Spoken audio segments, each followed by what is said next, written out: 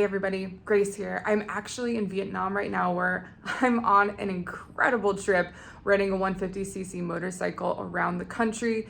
It's just been such a dream. I did some dual sport riding up north of Hanoi, going to be heading south tomorrow. A lot of filming, a lot of writing, as well as truly just enjoying this country for how amazing it is. I can't recommend it enough. But in the meantime, I did want to share this awesome interview I did with Harold Cecil. He's the founder of Giant Loop, of which I'm an ambassador. Amazing soft luggage. If you want to check it out, use my promo code GRACE20 at checkout. But yeah, Harold and I sit down and we talk about all things Giant Loop. We discuss the durability and resilience of their products, how soft luggage really has changed the game for dual sport and ADV riders, as well as just the legacy of Giant Loop as a company in this industry. So I hope you enjoyed the interview with Harold. He's a great friend and a wonderful dude. In the meantime, have a great rest of your winter and early spring. I'll be back in the States in April. Live wild, ride free. All right, here we go. Sweet. How's everything at the shop in Bend? Things are good. Things are super busy. Like we're rolling out a ton of new and updated product this season, and so yeah, we have a lot of irons in the fire and a lot of moving pieces to coordinate and stuff at the moment. But Absolutely. yeah, so this is the kind of the time of year where we're trying to get everything together, for us to roll into the peak season that starts about April. So Right. Yeah, absolutely. That's when it hits and then hopefully goes through most of November if we're lucky, if not October, but usually the end of September is what we consider to be kind of the end of our peak season. So yeah, absolutely. Cool. Yeah. Thank you for taking some time to talk with me. I know thank you. Essentially what I'm doing with ADV Moto Mag right now is just talking to a lot of people in our industry about kind of the unique perspective that they're bringing and kind of the cool things they're doing to keep the industry growing and evolving, and honestly just kind of keeping it badass too. And obviously Giant Loop has been a huge part of my life as an ADV rider and in general, I think just the community overall. But yeah, I wanted to sit down with you and just get your perspective and thoughts about everything you do and the product you make. So yeah, let's just dive in and let's kind of talk all things Giant Loop and your history and legacy within the company. So kind of looking back after 15 years of growing into a success, what was the original inspiration for Giant Loop and also like creating soft luggage that is super durable and amendable to motorcycles and travel as well? Yeah, well, so just last weekend, I was over in Portland for the Oregon Backcountry Discovery Route film premiere. And, for me, it was a great moment to kind of reflect on the beginnings of Giant Loop and, and where we've gotten in the last 15 years. So, that BDR route is, really to me represents, like Giant Loop's like roots and origins kind of, coming to this like culmination where like back in, when we started the company in 2008, just as the global financial crisis was happening and the economy is falling off a cliff and motorcycle dealers were shuttering their, dealerships, right and left and stuff. We launched in the midst of that mess with one product, our original horseshoe shaped saddlebag design. And,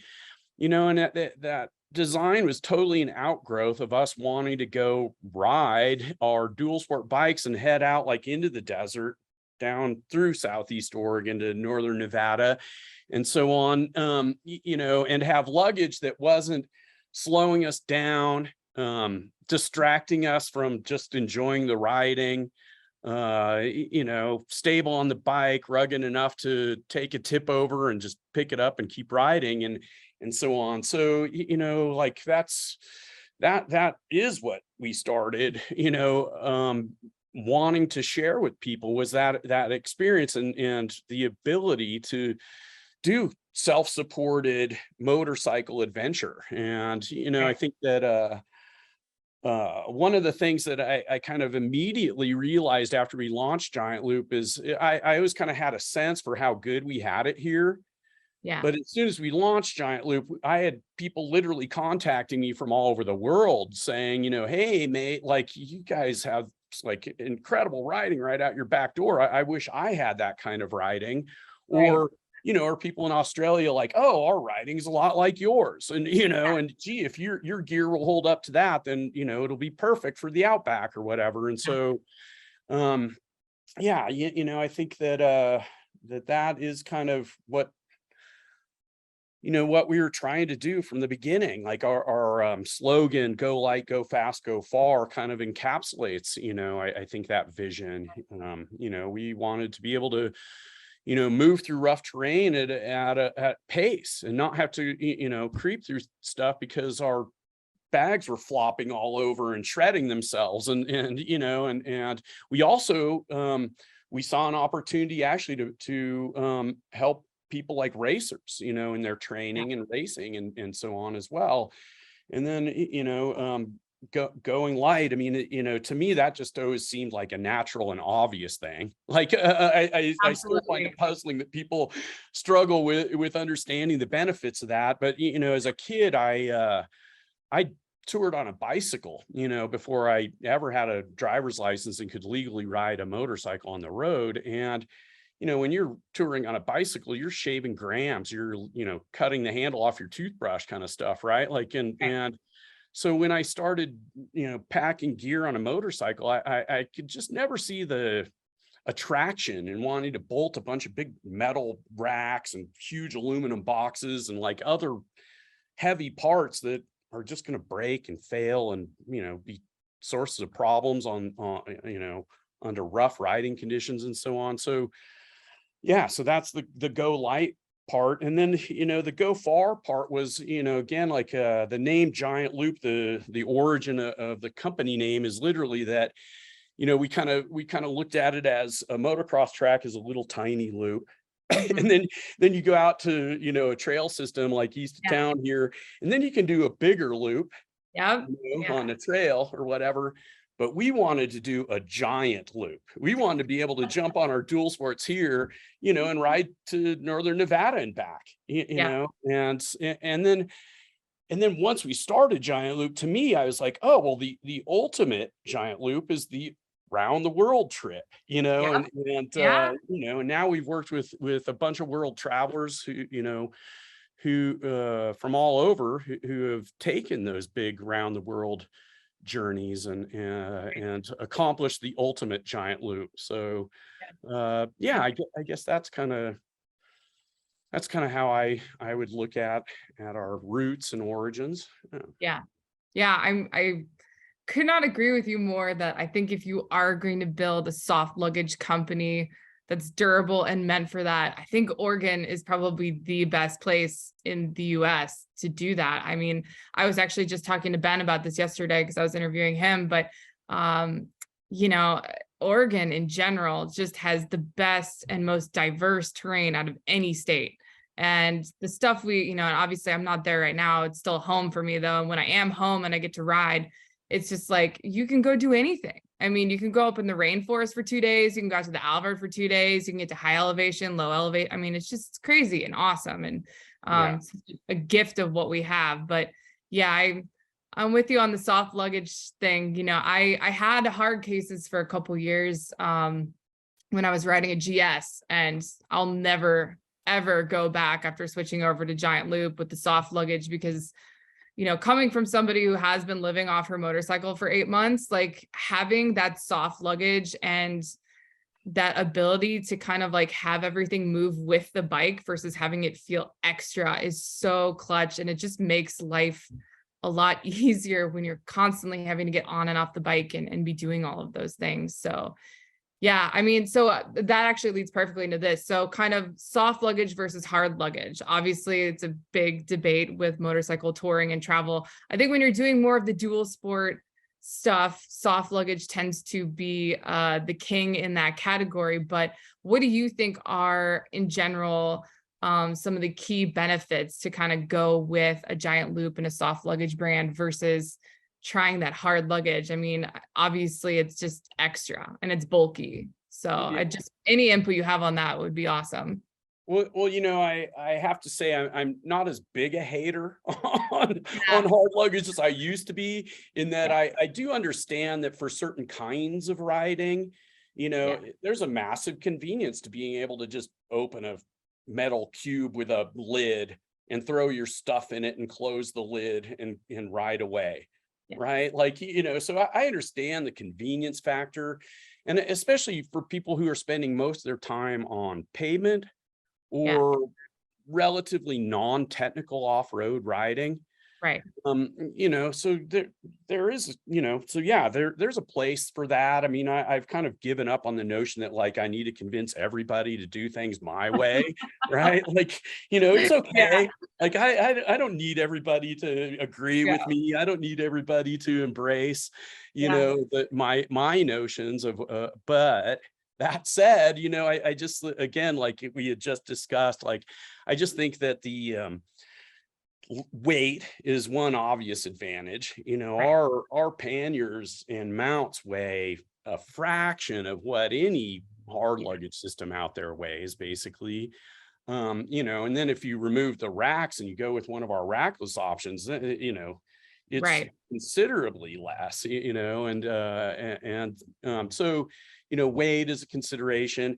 Honestly, another big thing for us has always been that we just didn't want stuff that was going to fail on the trail and require a bunch of fiddling or whatever. And so, one of the things about a rigid container is that, once it's bent or distorted or, whatever, it's never really going to ever be back in that perfect shape again. Yeah. Right. And so then pretty soon the lids aren't sealing and they're no longer waterproof, or the latches or mounting tabs are busting off and you're out in the middle of the desert, like trying to figure out how to ratchet strap your metal cube to your motorcycle. Right. And so like, so field repairability, like almost all of our gear. I mean, number one, we strive to make it so durable and tough that like it will survive like a tip over and stuff at least.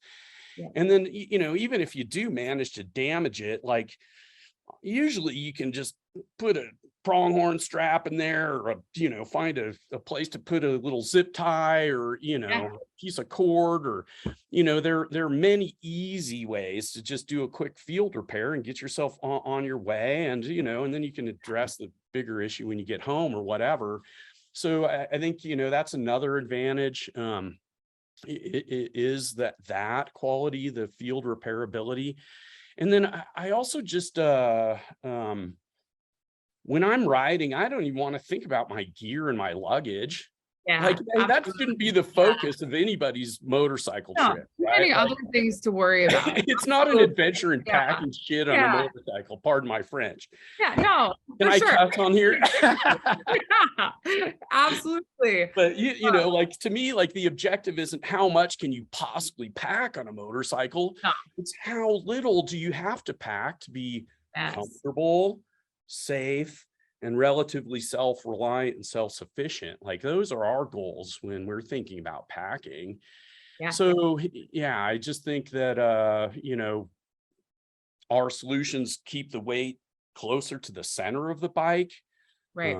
Keep it lower on the bike, like, so they tend to have less of a negative impact on the way the motorcycle is going to handle. Right. And so on. So yeah, I think those are the main advantages as we see it, for sure. Yeah.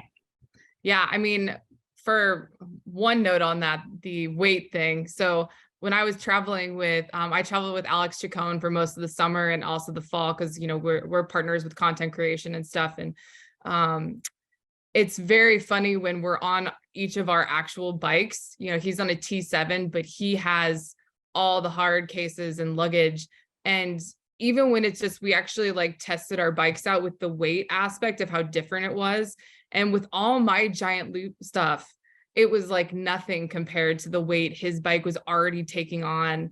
Not to mention then we add, the very little we pack, as well as, all of our filming gear, all that digital tech stuff that is very heavy, but it was pretty hilarious. He had a moment where he was kind of like, maybe I should switch over, other than, you know, 1 or 2 hard cases. But, and I mean, I can also vouch for, I mean, I had that one really bad wreck in the Alvord last June, and I swear that left pannier bag was what also helped save my left leg. But even with that thing torn up, I literally strapped it back onto the bike and kept riding. Like, it was obviously like a yard sale. All my stuff was everywhere, but you know, just a little duct tape and it was right back on the bike. I mean, I couldn't believe how that thing held up. I mean, I slammed into gravel going 60 miles an hour. That's insane. So that's true testament to what those bags can handle. It was crazy. Don't do that anymore. No, one You time. worry me. One time was more than enough. I was being very silly. It will never happen again. I worry about my friends. I don't want them getting hurt. That was one of those moments where I think everybody gets like one of those in their riding career. I hadn't had mine yet, and I've been riding for 12 years. I was due, and now I'm done, and never. Yeah, there you go. Yeah, not good. Yeah, no, it's pretty brutal, but I made it. That's all that matters. Well, exactly. That was the great news, was you, the bike, the bags, everything actually kind of survived remarkably well. Like yeah.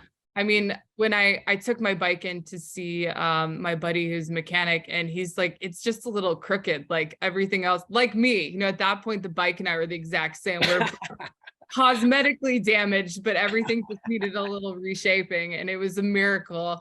Also a testament to how great Alpine Stars gear is, because I was in a full kit, and I swear saved me being geared up. So one of the many reasons to always do that too. But yeah. All right. So taking a turn here. So your new partnership with USWE is very cool. How do you feel about it? What is it? USWE. USWE. Sorry. I'm just trying to make sure everybody knows how to pronounce the name. Like, I kept saying USWE for a while, and I was actually talking to Ryan last week, and he was like trying to correct me, and I was like, "Are you sure?" Like, and he knows better than I do. But I just had to kind of coach him a little bit. But the way to think about it, I think, is U like United States, and Swede like Sweden. Yeah.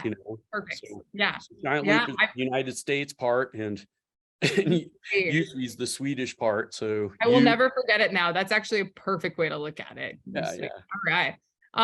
So it's super exciting. I mean, how do you think the partnership is going to impact Giant Loop? And, is it going to change a little bit more focus with the company, or is it really going to just kind of stay where it's at and build from what's already been established? Well, I think that, one of the reasons that I was kind of excited to, even consider, going into the discussions with USWE about this acquisition was that I feel like, our two companies have always been on somewhat parallel courses, in that USWE was founded by two Swedish dirt bike riders and racers who just wanted a better solution for carrying their water and a few essentials on their backs when they were riding. And so they went and bought a sewing machine and started playing with designs. And so our kind of roots and origins are very similar. And then, I think that the way that we collectively look at it is USWE designs products that go on the rider. Giant Loop designs products that go on the bike.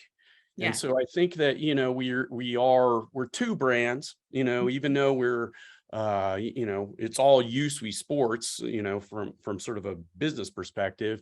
Right.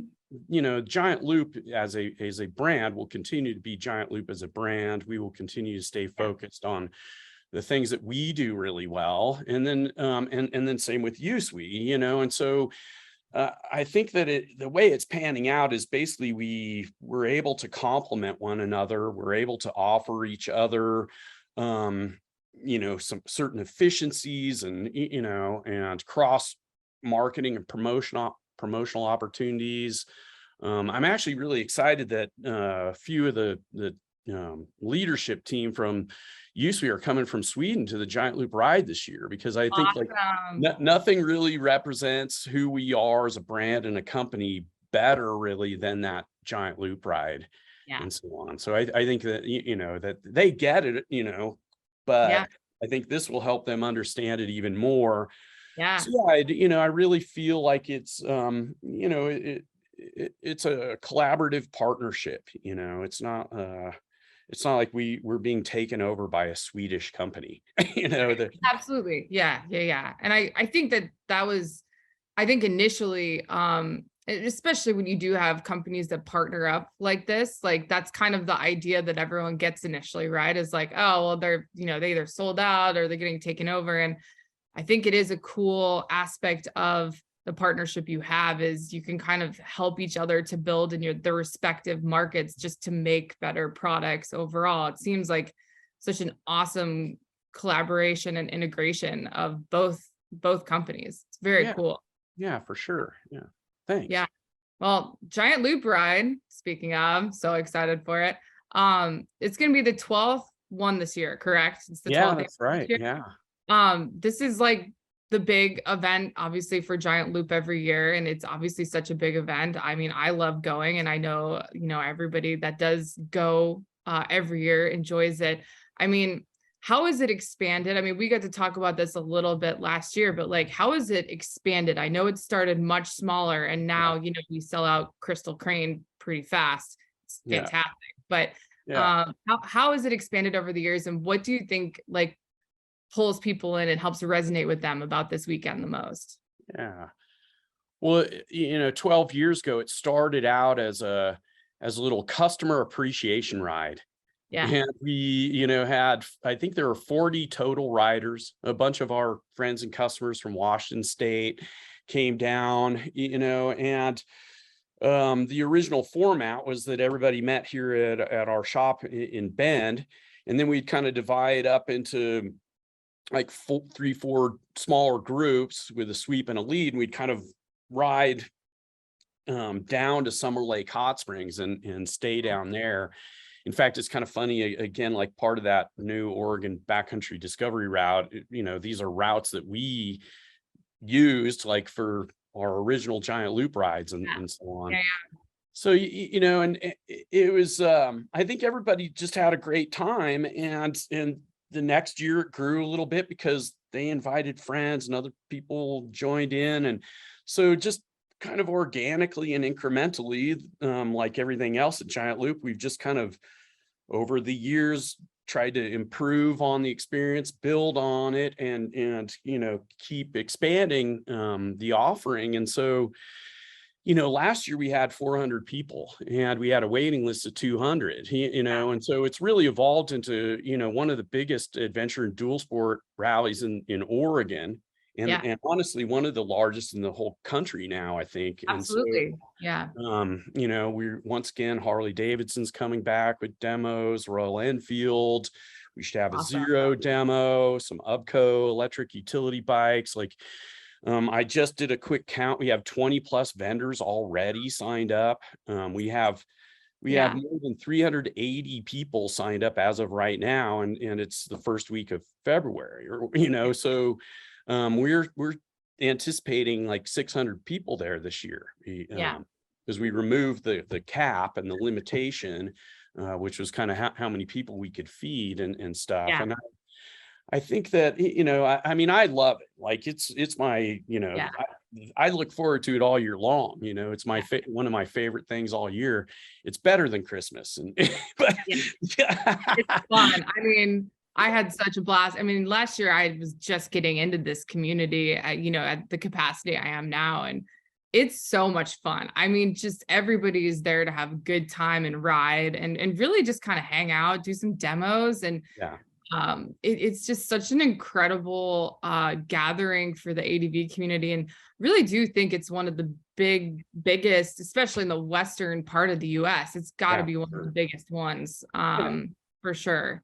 But it's such a good time. I'm looking forward to it this year. I think we're gonna have a great crew. It's always fun to get the hooligans together. That's for sure. For sure.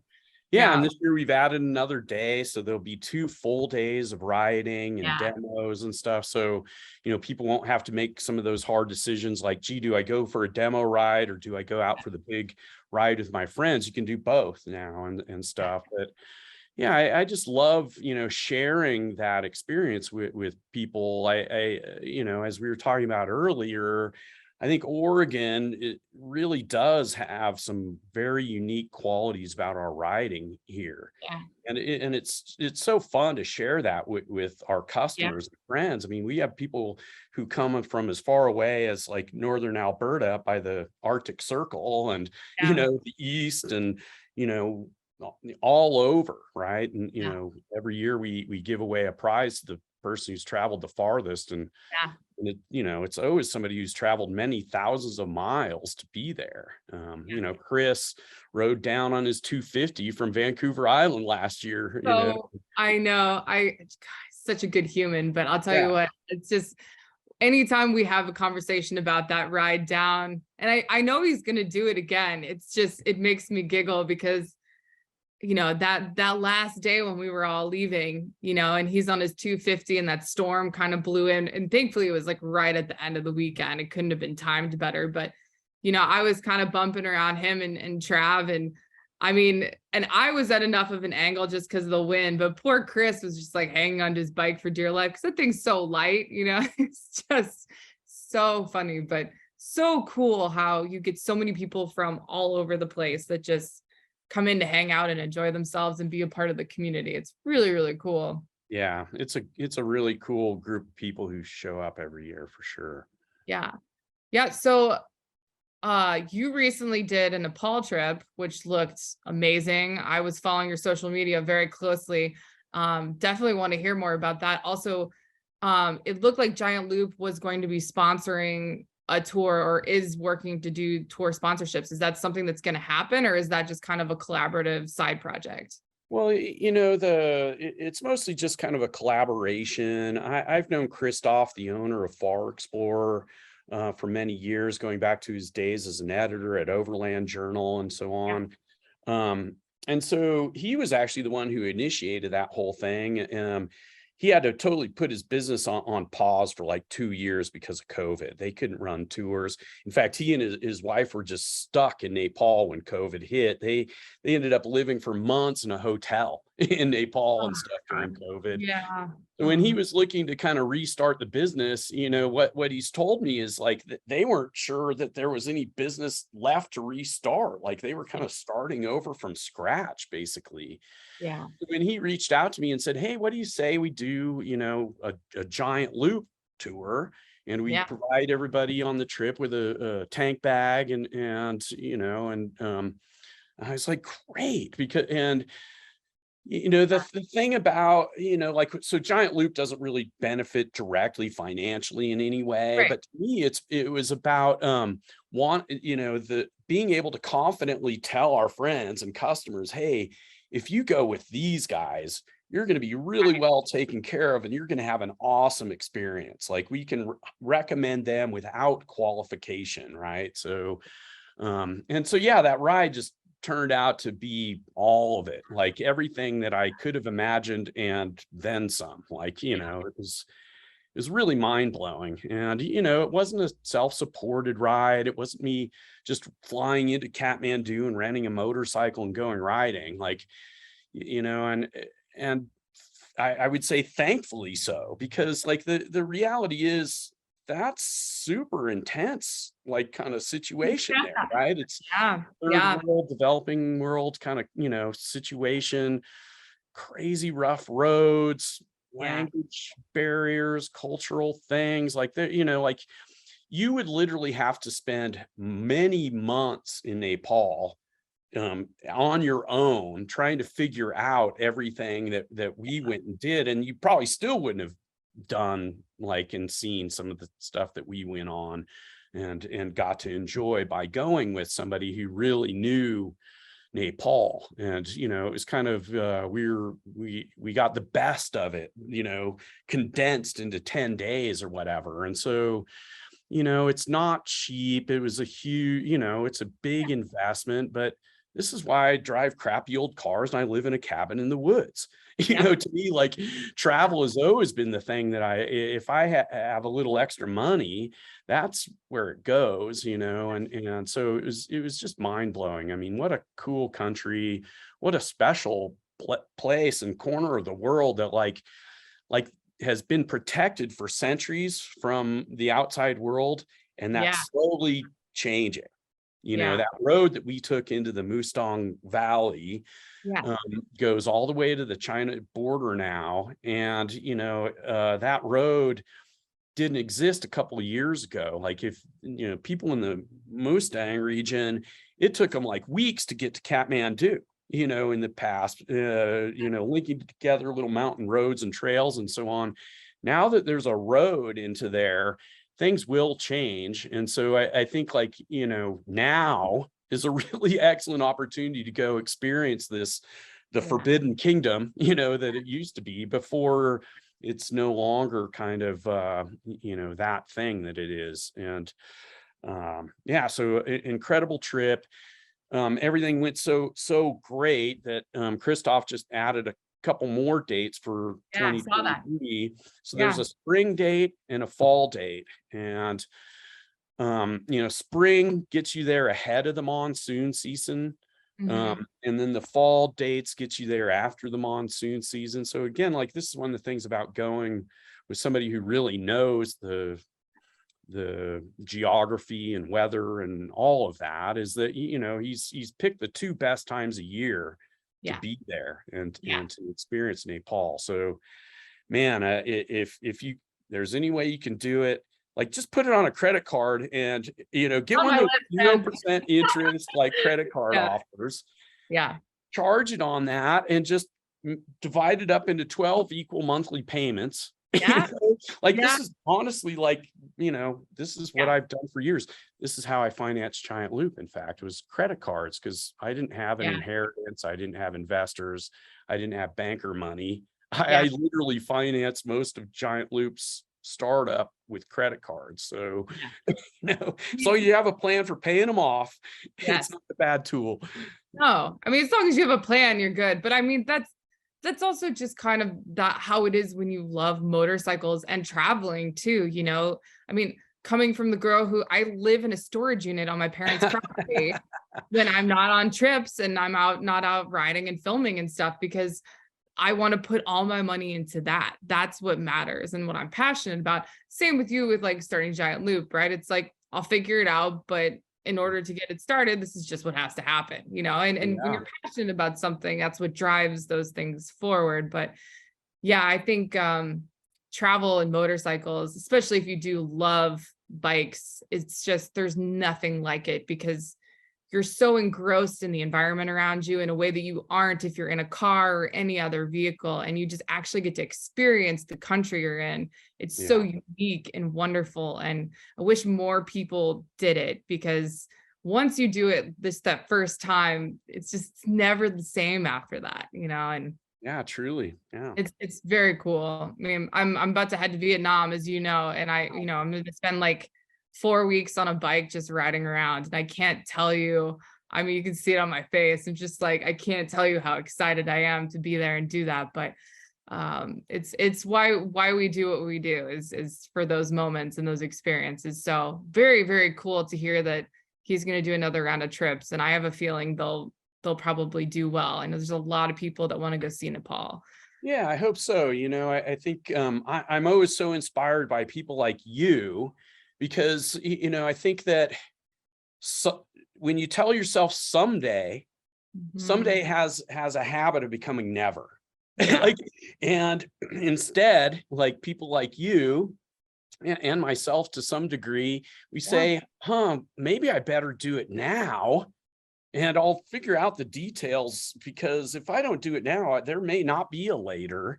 Yeah. And seize the opportunity, right? And I highly encourage people to embrace that mindset. Yeah. Like it's really easy to put obstacles in the way of doing almost anything. Yeah, but sometimes absolutely. just deciding that you're going to make something happen and being willing to kind of sort out the details as you go is the better approach, I think. Like, Yeah. And obviously, there's never a right time for a lot of things like this, Right. whether it's starting a company from scratch or just, deciding I just need to go do this trip. Or for me, it was, living off a bike, it's just, there's never a perfect time there. And if you don't seize an opportunity to go and just make it happen, and like you said, figure the details out later, you'll never go. Yeah. And it's something that not a lot of people can get the courage to do, but if they do, I mean, anyone you talk to that kind of pushes themselves to do something like that is always immeasurably happier with that choice, or at least trying and failing versus not trying at all. Yeah. There you go. Yeah. Yeah.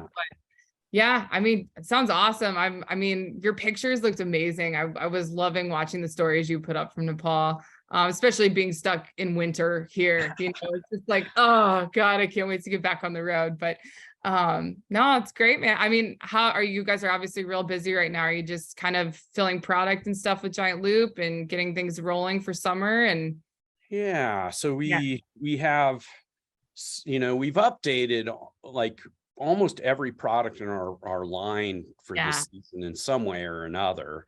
And so everything, so that means having to go back and kind of revisit everything. So, some things have gotten a complete, like dramatic, complete redesign. They're going to be yeah, rolled out, as completely new versions of some of our top selling products coming here in just a bit. awesome.